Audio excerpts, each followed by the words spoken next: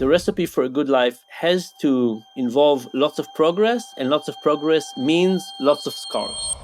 Dan Ariely, he's one of the most well-known behavioral economists of our time. He's also a professor in psychology and behavior economics at Duke and author of many books, including bestsellers like The Honest Truth about dishonesty. And we're also going to talk about your new book, Misbelief, which actually gave me chills. Many years ago, I was burned in a bad accident. 70% of my body was burned. I was in hospital for about 3 years. I get a simple email from somebody, and she sent me a list of links. I'll just describe to you one video. It says I was burned, 70% of my body, all of this correct. And then the video goes on to say that this is why I started hating healthy people, and that's why I joined Bill Gates, the cabal, the Illuminati, to try and kill as many healthy people as possible. I started getting death threats. It became very tough.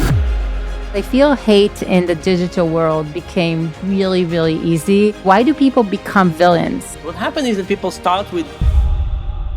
But Dan, especially for those who are watching us on video, but also for those on a podcast, you have to start with a little bit, why half a beard? Yes. So this half a beard is a good way to think about my life, my history, and also on behavioral economics. So here's the story. So I have half a beard. If you're on audio, believe me, I have half a beard. My right cheek doesn't have hair. My left cheek does. And there's also some white there. And this half a beard has a few reasons. The first one is that I was badly burned. Many years ago, I was burned in a bad accident. 70% of my body was burned. I was in hospital for about 3 years. Terrible tragedy, very difficult, got me to think about lots of things in life. But as a consequence, I don't have hair on the right side of my face. It's all scar tissue, so there's no hair, doesn't grow on this side. But of course, I could shave. And if I shaved, I would have no hair on both sides. And for many years, indeed, I shaved. And a few years ago, I went on a month-long hike. And at the end of this month-long hike, I came out with half a beard. And it was the first time I looked at myself in the mirror, and I didn't like how I looked. It's a very strange look. It's strange to look at. It's strange for me to look at. And I thought to myself that I'll certainly shave this half a beard, but I'll keep it for a few more weeks just as a memory of the hike. So I kept it for a few weeks, and then I posted a few comments on social networks and so on. And to my surprise, a few people reached out to me, thanking me for the half a beard. Now, why were they thanking me for the half a beard? These were people who were struggling with their own injuries. They were feeling that they were hiding their own injuries, and that now that might give them some energy to try something different. So, for example, there was a woman in her 50s who told me that when she was 17, she had a car accident, her leg was injured, and she never wore a dress or a skirt since, and she's going to try. So that gave me power to say, okay, I'll continue with this half a beard. But then the other thing that happened was about 4 months down the line, I felt more comfortable with my scars. Now, I got injured when I was about 18. It was many years ago. And all of a sudden now, with this 4 months into this half a beard, I feel better about my scars. I don't feel that they are me and my injury. I feel that I'm together. It's part of the story of my life. And I think to myself, what's happening? Why now? And here is what happened. Imagine somebody like me wakes up. When I wake up, that my right cheek is smooth, no hair. The left cheek has stubble, little black dots. And the act of shaving is also an act of hiding. Exactly the thing that people told me that they wanted to stop doing. I start the day more non-symmetrical, and after shaving, it's less apparent. Now, here's the thing about this. I'm a social scientist. I should know those things.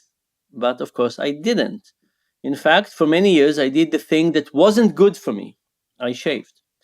And letting go of that was an incredible act of self-acceptance. And I think that what happened there was that I basically stopped hiding, started accepting myself to a higher degree, and it had lots of implications in all kinds of ways.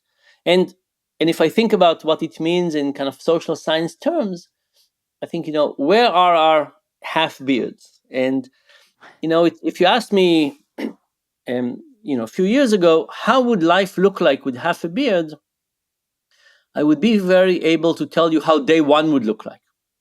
People would ask questions, kid would laugh, people would point. But if you ask me how would that lead to self-acceptance or to anything down the road, I would not be good at it. And it's true for lots of things, and some of the things we'll talk about today, where our intuitions are about short-term activities and our long-term intuitions about processes are not that good. So Hmm. somebody, thinks about switching jobs. We might have good intuitions about day one, we might not have intuition about month four, and so on. So anyway, that's Exactly. my half a beard and my introduction. Wow, Dan, that's an incredible story. And I knew it, but I love hearing it again, again. So tell me, Dan, I do want to go back in time though, because you suffered for 3 years uh, an incredible injury. You talk about it with a lot of, with some details, and I'm sure it's not a fraction of what you went through. But that somehow built you. That injury actually became your gift. Can you talk a little bit about that? So there's an expression in the pain research when they call people pain people, and the idea that at certain level of pain, the pain becomes so much that there's really nothing beyond the pain. And in the initial period of the injury, there's really wasn't more. I can't take credit for anything. I wasn't planning, I wasn't thinking, I was just focusing on a daily pain, trying to get over it. I think managing quite well with the daily pain, trying to come up with my own strategies to dealing with pain and so on. But the beginning was just pain. And in some strange way, maybe year two, when I was trying to be a bit better, was psychologically more difficult. This is when I all of a sudden had time. And I asked myself questions like, where would I find my place in society? Where will I find my place professionally?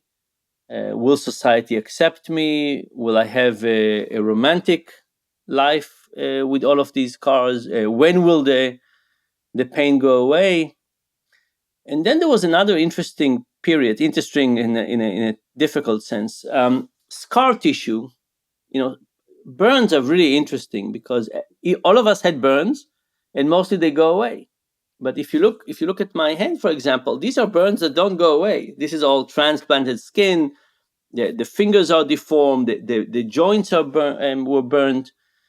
This doesn't go away.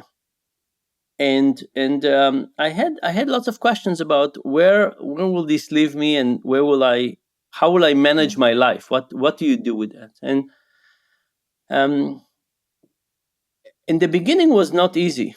I remember actually the people in the hospital brought somebody to talk to me that had a bad injury and then became a car mechanic. So even though his fingers were not so good, he actually managed to be a car mechanic. And I think it was a tremendous feat for him to be a car mechanic. But I looked at it and I said, "That's what they expect me to be. What will happen to me? What skills will I have and not have, and so on." So there was a lot of wondering about what would life be Right. with somebody with very substantial injuries. And you're about 19, 20 at this time when you're having all these debates, right? I mean, you're young. The Yeah, whole yeah. future is in front of you. Yeah. The whole future is ahead of me, and I'm also mostly in bed. So I'm Mm. thinking about those things, but I'm mostly in bed, and I actually don't feel very much part of human society. Um, I've been. I don't know if you know this, but I helped write a TV show loosely based on my life. The TV show is called The Irrational, and we're filming now the second season. And in the writers' room, they asked me, "What have I learned? Like, what are the injuries are terrible, but they also asked me uh, what did I gain from this experience?" And one of the very dual elements that is both good and bad is that I felt not connected. I didn't feel human. I like Mm. my friends were doing regular human things, and I was not doing any of those. I wasn't dating, and I wasn't going to the movies, and I wasn't doing anything. Even in the beginning, I wasn't eating. I was fed by a tube for a very long time. But I think this distance also was really helpful for me as a social scientist. I think that now I'm a little bit more objective. I might not feel as connected in some ways to the human experience, but I feel a bit more observant. And I think some of it has been very good for me in terms of my ability to sit back and try and observe our behaviors. So this is where you started just observing, understanding, but then you made this your life mission, I guess, to understand and take it to a whole different level. How is that? What was the change? Like, how did that become your profession? So the first thing that started was that I really hated the bandage removal process. So imagine that Oh yeah. you are mostly burned. It means that the flesh is exposed. There's no skin. Bandages have to come on because you have to prevent infections. And once a day they have to come off. The skin has to be scrubbed. And new bandages have to come again. Very, very painful process. Um, Morphine was helpful, but certainly not eliminating all the pain. Excruciating, and especially when the flesh is bleeding, the bandages adhere, and it's anyway. I was very much occupied with how do we make this process not as bad, and it has to be done. It's not an Right. avoidable process, but can it be done in a better way? That was the thing that troubled me, and these kind of questions have led the rest of my career. So, I'm a social scientist, but really I'm concerned with problems that I think social science can help improve. My Mm. motivation is to say, let's analyze things that I think people are not doing so well right now, and let's think if we can do them better. Let's study them, understand them, and see if we can improve how things are Right. done. So it started with this experience with bandages, where I started just arguing with the nurses and doctors. And later on, I did some experiments. I found out that they were indeed wrong. I started a campaign to change how things were done in hospital, had some success, and then went from there to continue with this path. Wow. So first of all, it makes sense, right? Because the level of questions dictate the level of problems and focus and wisdom that you're gonna start gaining. Um, Yeah. By why the do way, you think? I Yeah. think that personal passion for me is Yeah. crucial. So a few years ago, I hired a guy in my research lab to work on health-related problems. And he came first day in the lab, and we talk about what he's going to do and the project and so on. And then I asked him about him, his life, his childhood, his hobbies, where he is. And it turns out that his parents had to declare bankruptcy when he was in high school. And his whole growing up experience kind of came from a family that was doing well. So a family in bankruptcy to try and fight with all the bureaucracy and the complexity that comes with it.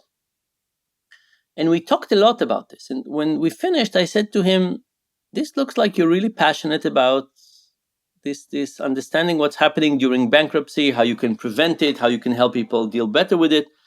He said, "Yes." And I said, "So why did you want to study healthcare?" He said, "This is what you offered." So I said, "Okay, I don't think you should study healthcare. I think you should study these kind of problems because if that's what motivates you, that's what you should be doing." So we switched him. We found a new job for him. We started a new project. But I think at the end, every project we do is going to take longer, going to be more complex, going to have ups and downs, plus downs. And to sustain the motivation, we need something that we're interested in general, that we're truly excited about. And I think we need to spend time figuring those things out and finding those projects. I absolutely agree. I agree. And I think, but somehow you're able, and we'll talk about this because you're able from really hard moments to actually find your passion and swerve it towards analyzing and actually understanding. So to me, that is kind of your zone of genius, which I think was really interesting for me, for the listeners to understand. Sometimes from your hardest moments will actually come the biggest breakthroughs. Um, Yeah. So I think of hardest moment as a magnifying glass, or as a telescope, or something that allows you to understand more of the nuances. And I'll give an example. So because of my injury, and because I write so much about this, I get lots of people with injuries writing me. And there was this one kid who wrote me, also got very badly burned. And I visit him in hospital. wow. And when I visit him in hospital, um, so this is many years after I got out of hospital, I visit him in hospital. And the nurse comes in and she said, "Today we're going to have a new treatment." And she says the name of the treatment. And I remembered what it was, and it didn't bring up good memories. And the kid says, "Can we do it tomorrow?" And the nurse says no.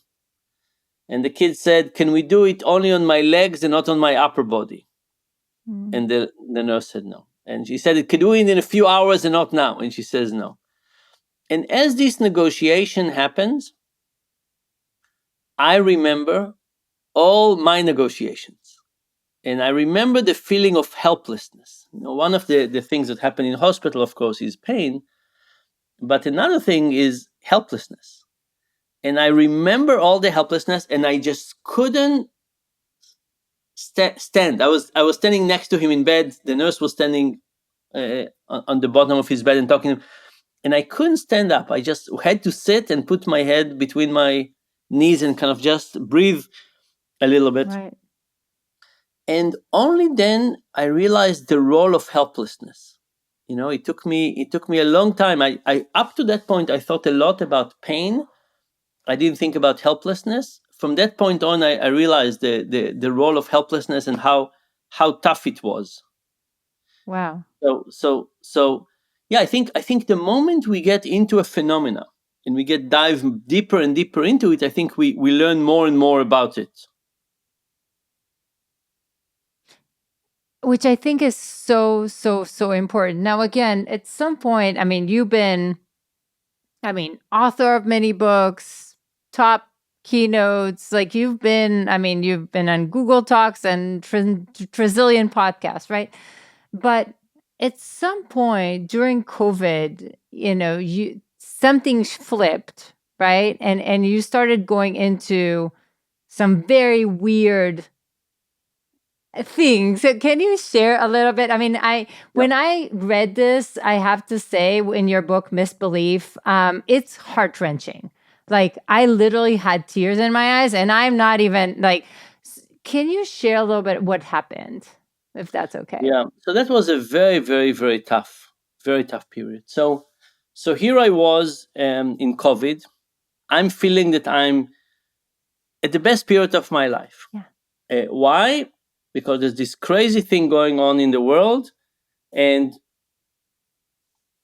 there's this crazy thing going on in the world, um, and all of a sudden, people ask for social science. So I do all kinds of things.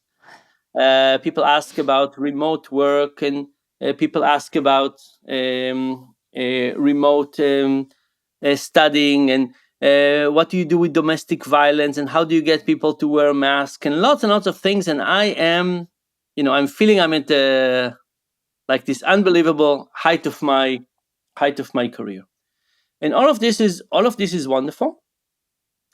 And all of a sudden, about 4 months into it, I get a simple email from somebody, and somebody says, "Dan, what happened to you? What's wrong with you? How did you become that person?" And I answer very quickly. What kind of person? This was a person I helped at some point, right? So like I volunteered time to help her. I thought this was a good thing. Um, and she sent me a list of links. And this list of links, it's like opening a curtain and realizing that the world has a very, very different idea about me. Something that I had no idea, not understanding. And I'll just describe to you one video. One video shows me in hospital, burns. They got some pictures. It says I was burned early, 30%, 70% of my body, almost 3 years. All of this correct. And then the video goes on to say that this is why I started hating healthy people. And that's why I joined Bill Gates, the cabal, the Illuminati, to try and kill as many healthy people as possible. First with the pandemic, and then with the vaccine when there would be one. And there were many links like that. There was one video of two women sitting like in a living room setting, complaining about me, like, just discussing my downsides. I started getting death threats. It became very tough. By the way, the last death threat came just a few months ago. So it was, Oh my God. first 2 years, it maybe was once a day. Now it's slowed down, but still. Anyway, That's my insane. first, insane. And my first reaction was to talk to those people. And I said, if they only knew that I wake up in the morning and all I try is to help. That's the only thing that Right. drives me, is try to help as many people as possible. I might make some mistakes from time to time, but my only motivation is to help. But talking to those people only got things worse. And it was a very tough month. I learned a lot, right? We said you dive into something, you learned a lot. So for example, in psychology, there's a notion of scarcity mindset. And scarcity mindset is usually thought of for people who are very low income. And the idea is that if you're concerned with will I have money for dinner, will I have money to pay Right. bills, will I have some of your IQ is dedicated to those tasks, and your active IQ dedicated to other things goes down. So people perform worse on IQ tests. It's not as if they have worse IQ, it just as some of their mind is occupied. The hard And drive works all the that's time right. about how to get money, which we see it a lot. Yeah. That's right. So for me, that was part of it. Was, what are they talking about me now? When the Yeah. next death threat and so on? I felt I had less IQ. It was just incredible. Um, Anyway, I had a very, very tough month trying to argue. I joined discussions group and Zooms and Telegram and WhatsApp and all kinds of crazy sites. And at the end of the month, I decided to give up. I said, I'm not going to convince anybody that I'm not evil. I tried for a month. I failed. I'm a slow learner, but I learned. Um, and I decided to turn it into a learning process. And I said, okay, I am very close to this phenomena. Very few people in the world have been attacked this Mm. brutally, and very few people are social scientists who've been attacked this brutally. I'm a unique position to both care a lot Right. and try and understand this. And then I spent 2 very, very complex, difficult years. For example, there was one guy, these people thought that there will be Nuremberg 2.0 trials in which the people who committed crimes against humanity, like me, will be sentenced for their trial. And there was one guy who said he wanted to be my executionary. Oh God. And I talked to him. Like, I said, okay, I'm going to forget the executionary for now. Help me understand. So I try to understand them. By the way, I gave ChatGPT my book, and I said, please summarize it in one word. And the word was empathy. And I kind of like that. At the end of the day, Wow. it's a very sad story about our time, but I think I ended up having a lot of empathy for my attackers. Wow.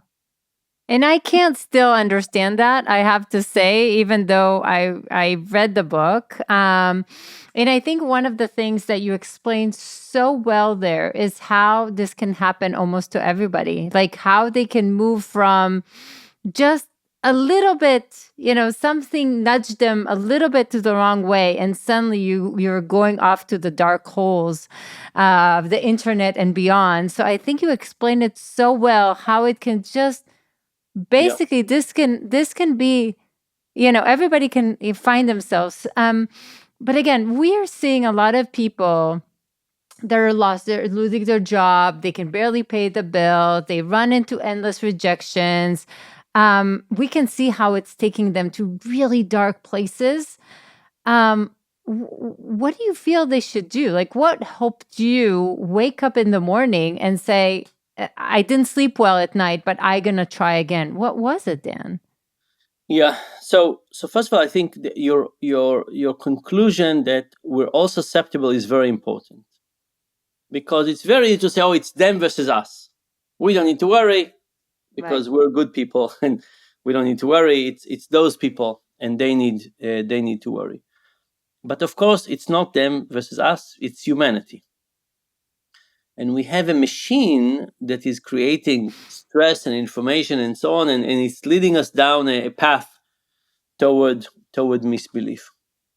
And the first thing that I learned was causing people to question the current narrative and to go for an alternative one is stress. And I don't mean the Yeah. stress of saying, gee, I have too much email, I don't know how I'll finish. I mean the stress saying, I don't understand the world. Why am I sick? Why did I lose my job? My parents told me I'll do better than they do. Why is my town losing? I mean, just think about it. What are the Houthis doing, attacking American merchant ships around the world? Right. What is Iran exactly doing? Is nuclear? Um, and my students, right? They say things like, "Tell me that whatever profession I'm learning now will still be around in 3 years." Right. So not so sure. Right. So we're dealing with a period of very high stress and very low resilience. We don't have the same number of good friends. We don't spend enough time with extended family. At work, we don't have friends anymore. We have work friends. Economic inequality is decreasing. Resilience. So we're dealing in a very tough period. And look, the stress in the world is the stress in the world. The Houthis are the Houthis until we get rid of that problem. It's not something. But the thing that we need to deal with is resilience. And I have to say that part of my attempt to try and understand this problem is my attempt to control it. Right? If you're a victim, which I was, for the first month, I was just a victim. I was just accused, accused, accused, accused. And by starting to study it, I had some of my own autonomy. I had Right. some agency. I said, okay, now I'm studying you. You're the one who's been attacking me. You want to be my executionary? Fine.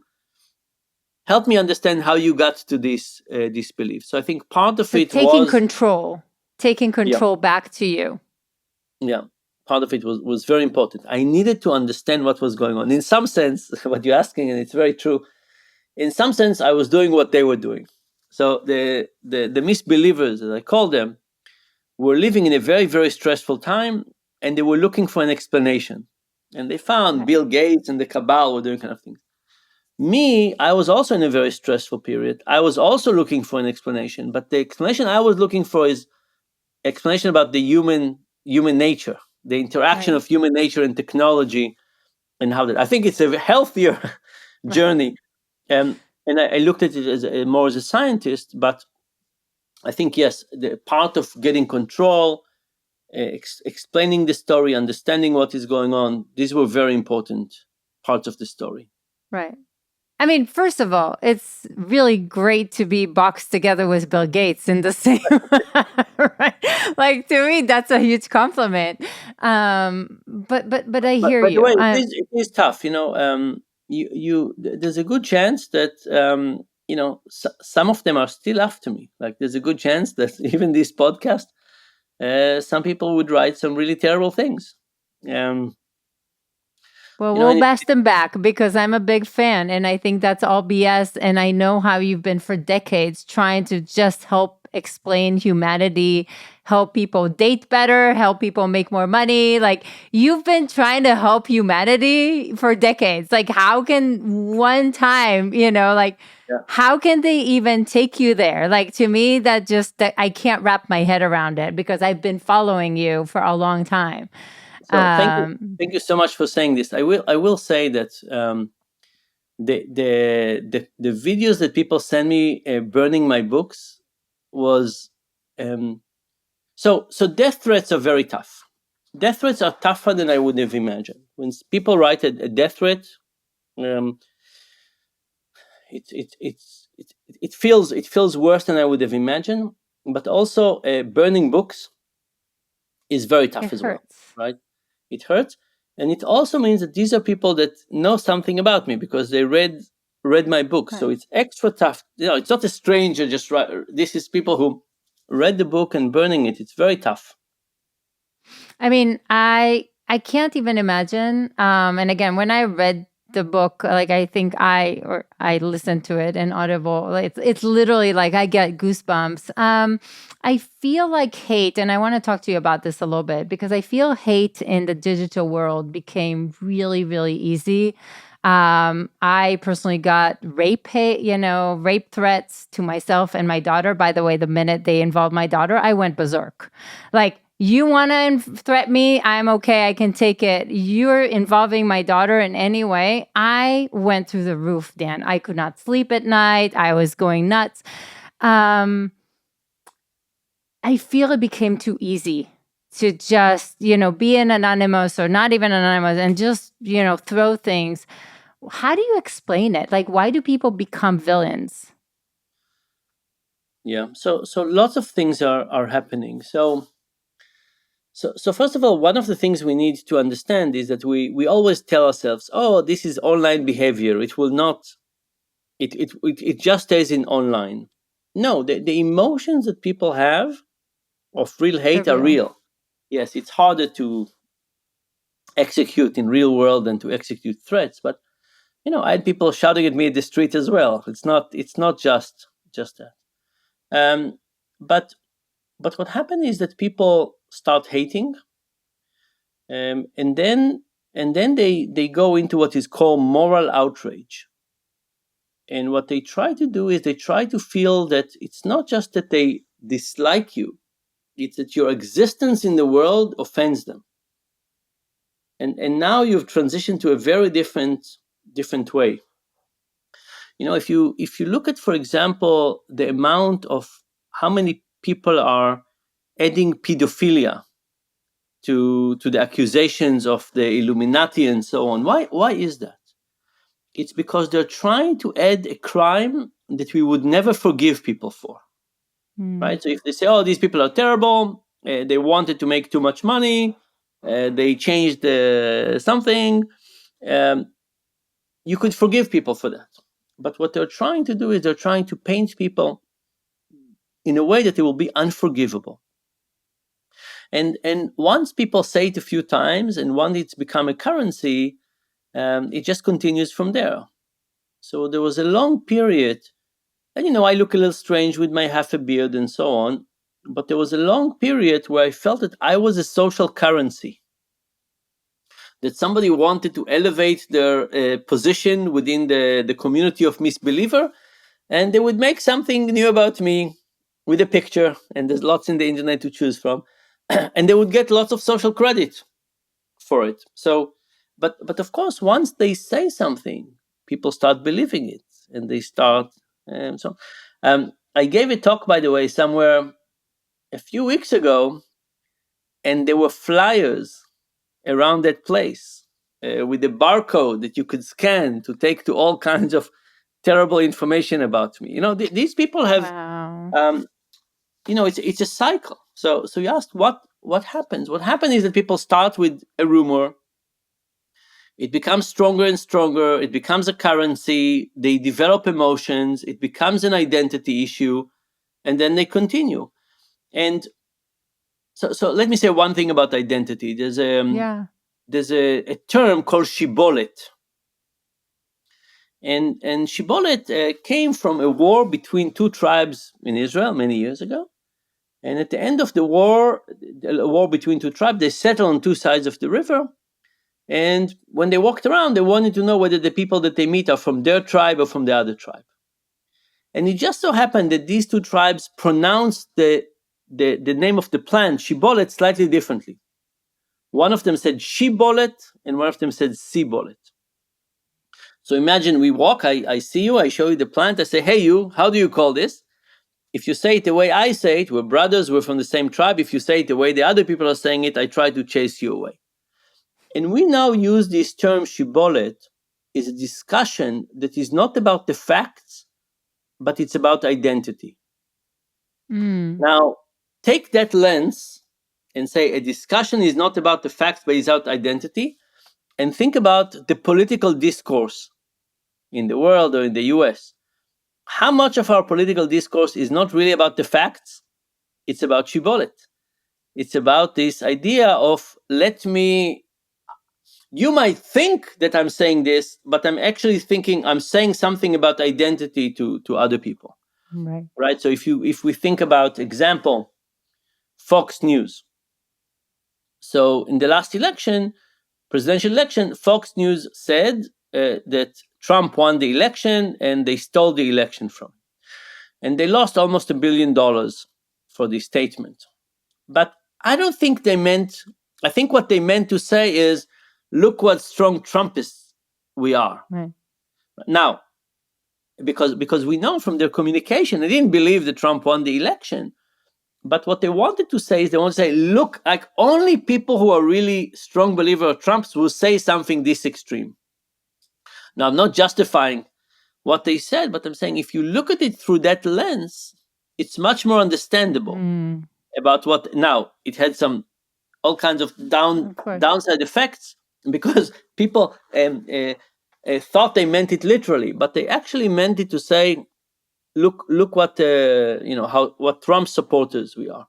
And these discussions on Shibboleth are very confusing because if you take it at face value, you're very confused. And if you repeat something, it might start with Shibboleth, but then become something that people accept as truth and then go down the line as well.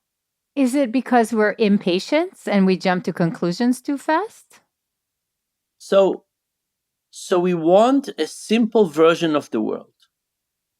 And this goes back to the stress. So there's this test that I love. You show people a piece of paper with black and white dots organized in a random way. You say, do you see a figure? Yes or no? Right. There's another one. Do you see a figure? And I show you 50 of those. And people see a few figures, not that many. What happens when stress goes up? As stress goes up, people see more figures. Now, why is that?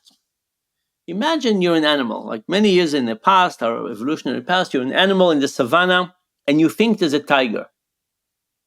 Now, every movement of a leaf, you want to interpret it as if it's a tiger. When we are stressed, our system goes into hyperdrive to interpret everything as if it's a pattern. Right? In regular life, you say, there's all kinds of random things. But when you're stressed, you try very hard to see patterns. So we are very stressed. We're concerned, we're not sure, and we are looking for patterns. And we don't have the comfort to basically say, you know what, let me hold judgment. I'm not yet sure what is really going on. We really want answers. And by the way, a lot of these misbeliefs come because they give quick answers that calm people down. They also tell them it's not their fault, it's the villain's fault. And it makes them feel superior. So all of those things are very, very helpful.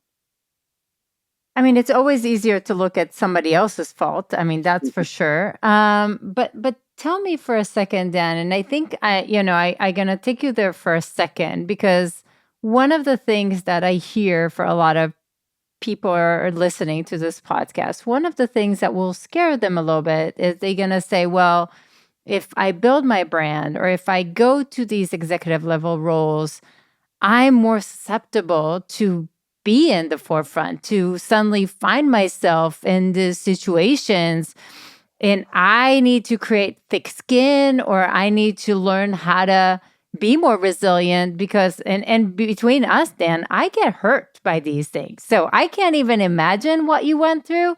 I take it personally.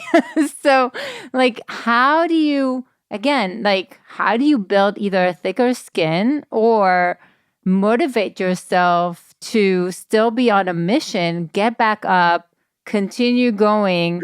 Like because I think Yeah. this is a scary thing to some extent. I mean, Very scary, and you're very right. So let's take a slightly different example. Think about the first time that somebody in the business world betrayed your trust. What did you want to do? You said, from now on, ironclad documents. I don't care. I have no handshakes anymore. From now on, everything goes through legal. Nobody would ever screw me over like this. And then you stop and you think to yourself and you say, my goodness, I benefit a lot from trust.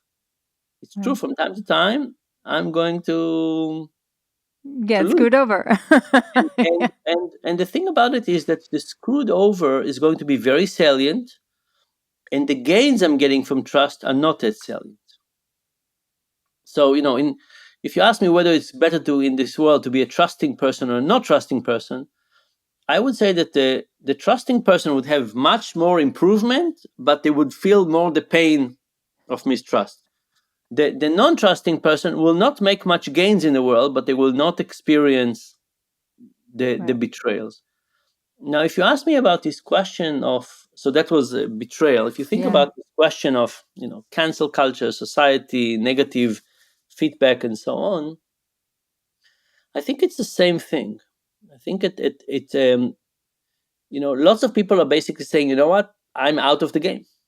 I'm not interested. I'm not participating. I'm not playing, um, and I can see why. I can see why in the short term it's tempting, but I don't think it's the recipe for a good life. I think at the end of the day, the recipe for a good life has to involve lots of progress, and lots of progress means lots of scars, metaphorically speaking. So You're I, right. I think about this adventure with the misbelievers. I think of it as like climbing Mount Everest. When people climb, intellectual, not the real thing. Yeah. I can't climb the real thing, but when people climb Mount Everest, they get injured. Nobody gets out of there without frostbite. Some people lose their lives. I mean, it's a very, very tough thing to do. And I think a lot of the things we do that are worthwhile are kind of like that. And we need to figure out if that's our life strategy. And I think that Right. more of us would be better off by taking more of these challenges. And can I give you kind of one metaphor for this? Of course. So so one of my favorite stories from economics is a story from Paul Samuelson, the famous economist at MIT.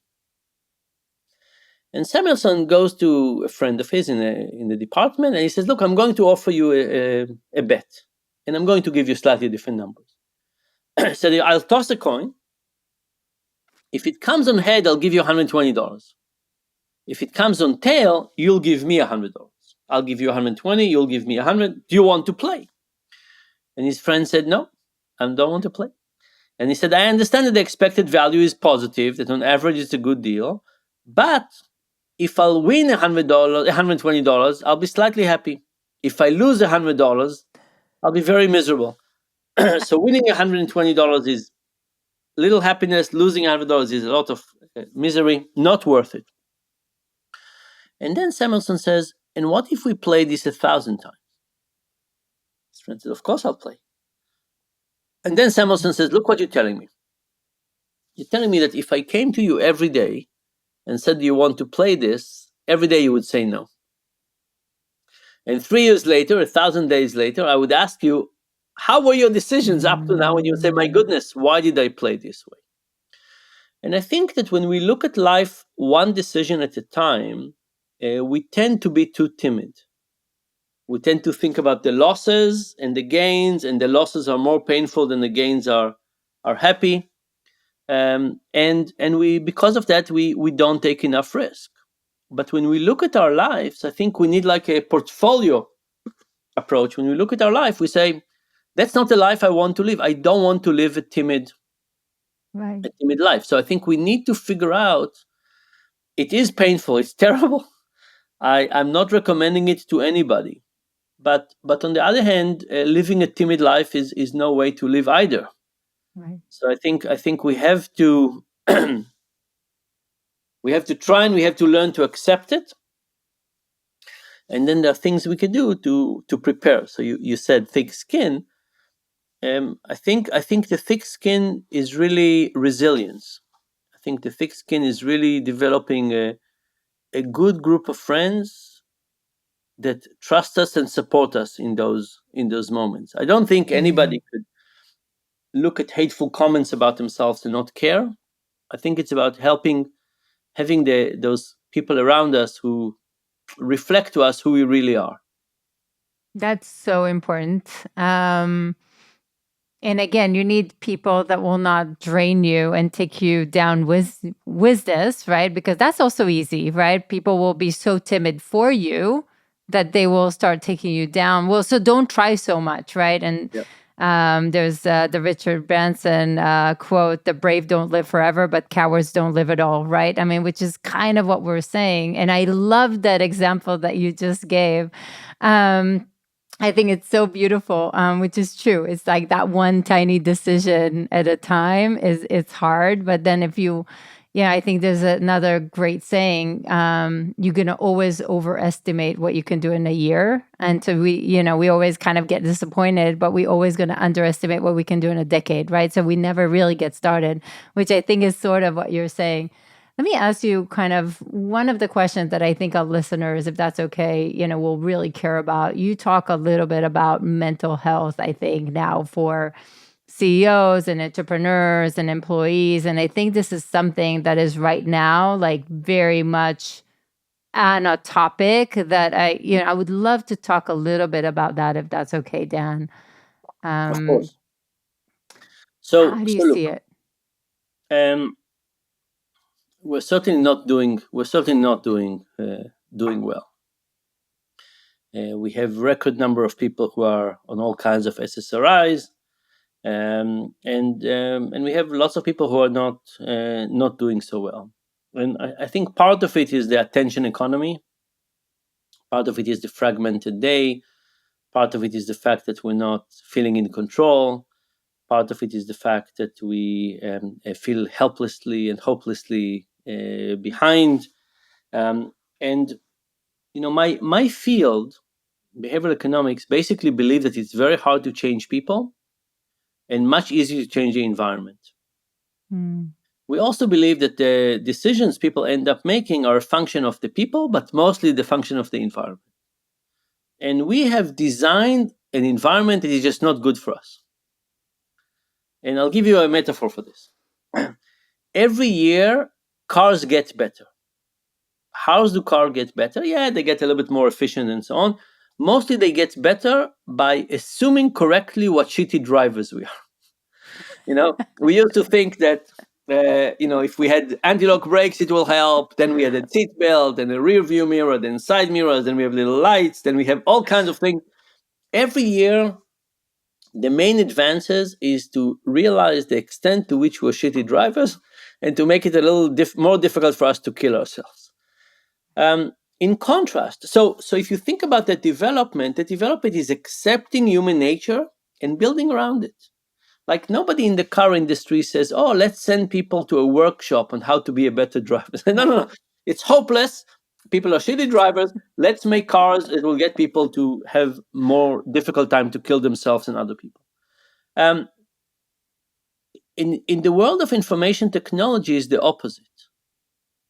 Every year, information technology is becoming less compatible with human nature, less less comfortable, less conforming to our limitation, more demanding, and so on. And it's kind of a shame, right? You could say, okay, what would IT, what would information, what would the calendar look like if it understood that we can't just focus 8 hours straight. What would the calendar look like if it understood that we need to pee Right. between meetings? You don't have to go far, but it's not just a calendar. It's email, and it's in every different platform like this. So look, I think that our digital world eventually is very, very badly designed for our health and our mental health. We'll see its effect on health in 30 years from now, but we see the mental health effect very, very much now. Right. And people have to take control. People have to take control. And I think people who are high up in organization need to do it for themselves, and they need to do it for the people um, who work with them. We need to control the flow of email, and we need to control the what we do on social media, and we need to figure out how we go to sleep without screens, and all of those things. Um, there's this term called structured procrastination. And I structured love that. procrastination is the idea that we do things that make us feel like we're making progress, but without actually making progress. Like getting to inbox zero, or making a to-do list and then checking things off. It's not really making progress, but there are a lot of things in the digital world that gives us a sense that we're making progress. And we gravitate to them, and we do less. So here is one simple advice. I'll tell you what I do. Yeah. I go to the office every morning. I think about what is the task that I most want to have make progress by the end of the day. What is the thing that is actually the most important to me, that I want to make progress on today? I think of it while I make my espresso. Then I sit back and I work on that task for at least 45 minutes. And you might say, oh, it's only 45 minutes. It's a big deal. B.F. Skinner, the famous psychologist, used to come to the office and not do anything else until he wrote 700 and a few words. I forgot the exact number. Let's say 738. And you could say, only 738? Really easy. Well, a book has 70,000 words. If you wrote 700 words a day, in a year, you'll have 3 books. It's kind of an amazing, unheard of. The reality is that the issue with productivity is to carve the time and not wait for the moment of inspiration. But most of us don't do it. Most of us come to the office, turn on email, and once we turn on email, we are preoccupied with what is, we feel we're late, and then if we turn email end. So I would say, look, we need to recognize how these systems are bad for us, and we need to figure out where do we take control. And the ideal thing to do is to create a ritual, a daily ritual that is working for us. So this is one that works for me. I love that. And I think, I I do love, and we say that to our clients too, like do the first thing, like the most important thing first. Otherwise you just, otherwise you just continue to push it. And I think there's another element of self-ownership of if you are pushing it, why? Because I push it sometimes, right? Because we all do. But then we need to reflect back and say, why am I actually pushing it? It's because I'm scared, or I don't know what, or I don't want to, and I don't feel like it. Like there's something holding me back. And if we can actually move this away, we can actually move forward, right? So I absolutely love that, Dan. What would you say? We always kind of end with kind of like an advice to your younger self, and you had multiple younger selves along the journey. But what would you say to yourself looking back? So, I told you that the people from the TV show asked me, what have I gained with all of this thing? And I wrote Yeah. them a list of things that I think I gained. And one of the things that I gained, and I now tell people with injuries, but I think it's good it's correct for everybody. So what I tell people with injuries who come to talk to me, I say, your life will never be the same. You were not injured, you're injured now. Like, forget, don't mourn the past. It's over. And there'll be things that you can never go back to. There'll be things you can't do. That's done. And I say the question to figure out is where are your skills, where you can make a unique contribution that fits to you, and to try and not feel accountable for other people's rules and standards. And I think that's really hard. I'm an academic. Academics have a very specific life.